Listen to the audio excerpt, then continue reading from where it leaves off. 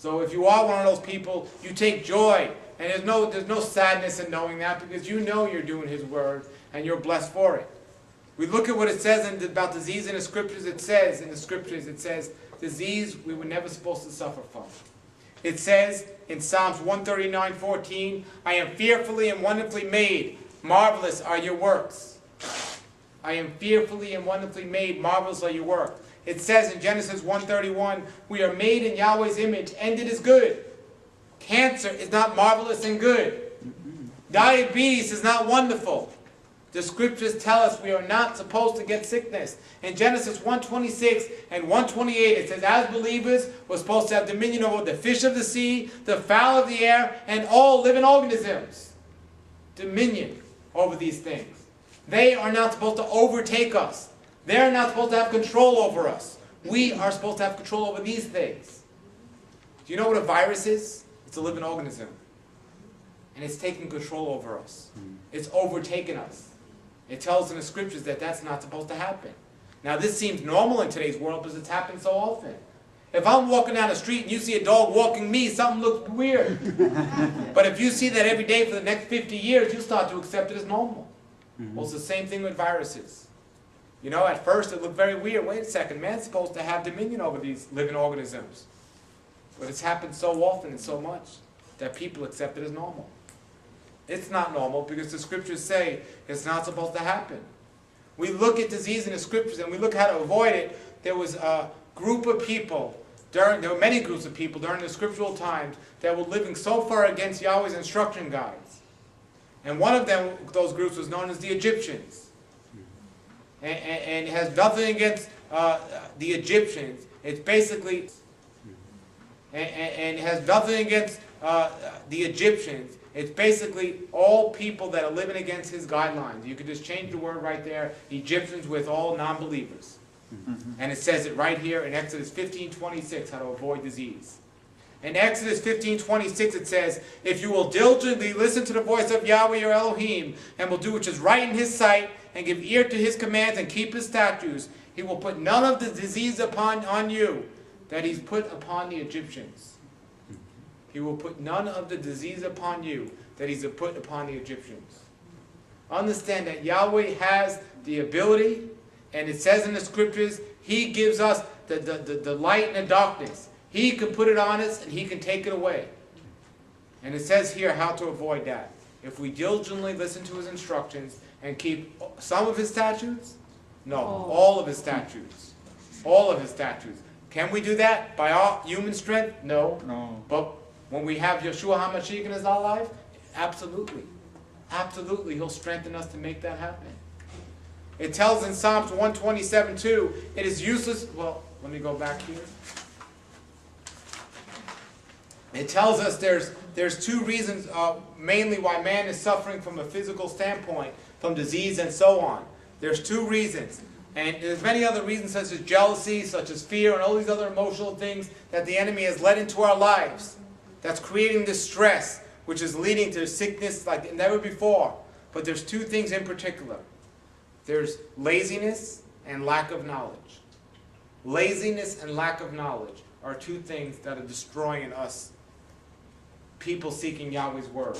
The first thing we look at is knowledge, the importance of knowledge. And we look at 1 Kings 3:9.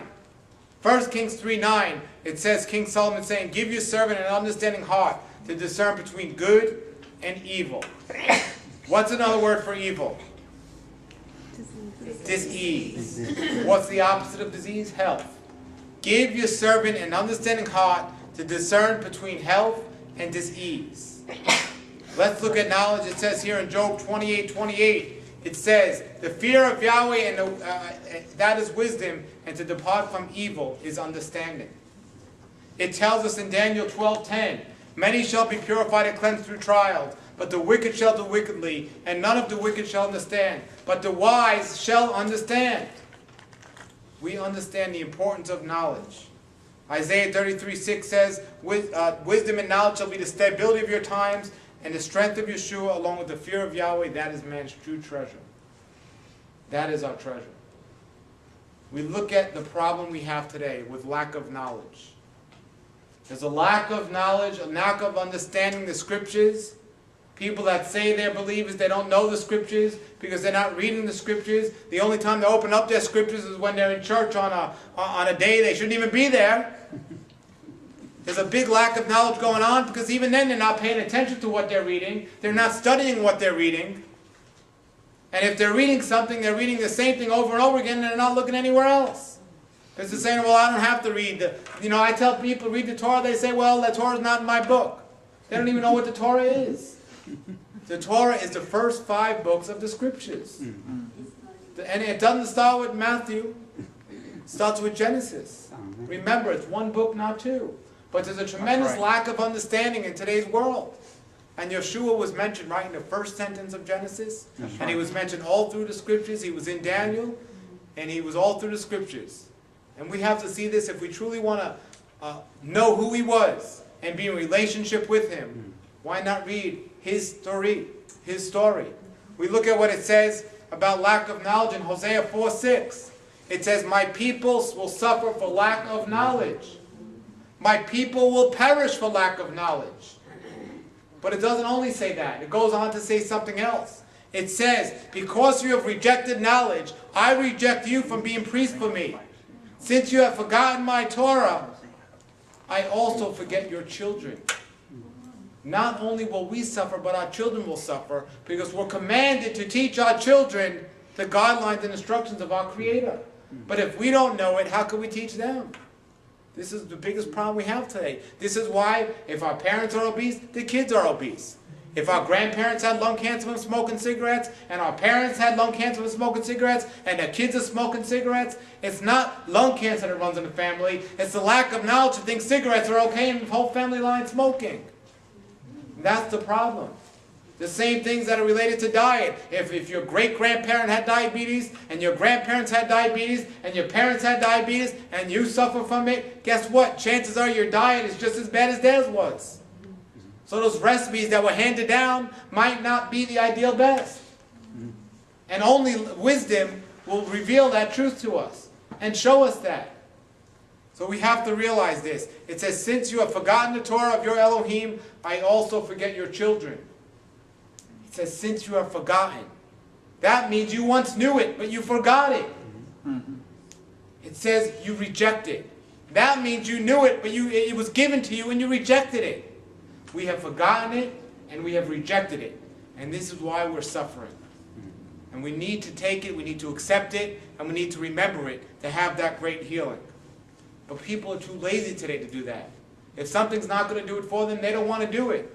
We live in this remote control society where we don't even want to get up from the couch unless we have a remote control to do something. We can't even stand up and turn on the fan anymore. We have to have a remote control for a fan on top of us. We live in a lazy society, and then we worry why we're overweight and why we're putting on weight, because we're not exercising, we're not moving.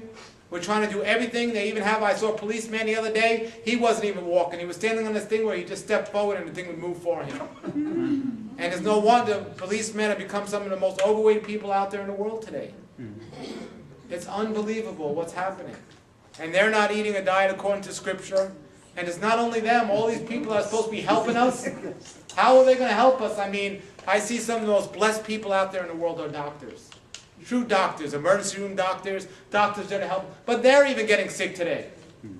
Teachers are getting sick today, so we don't have anyone to teach, we don't have anyone to heal, and we don't have anyone to keep order because everyone's out sick because of the food they're eating isn't going along with Scripture. And by far the most overweight people in the world are the people that should be the healthiest people in the world because they have the most hardest job in the world are the ambulance drivers that are supposed to be saving us in these emergencies. They're so overweight, they're just living a diet that's just the worst things they can eat.